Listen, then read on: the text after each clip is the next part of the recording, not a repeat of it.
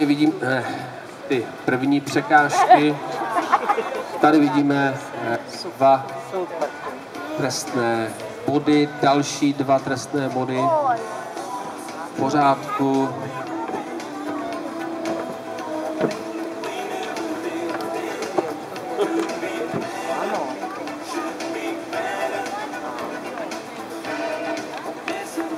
Ano, musíme však stihnout limit 95 sekund, zatím jenom 4 trestné body, slalom, další 2, mám 6 trestných bodů, přes oheň, bravurně, jakýmkoliv způsobem z jedné nebo druhé strany překonat skok na kopci.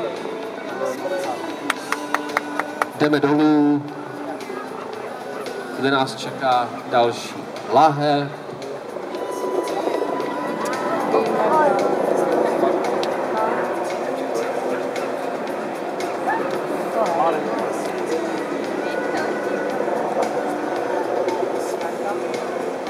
Osmnáct trestných bodů, protože byla oběta překážka, to je za 10, bohužel dvojice nám nepokračuje.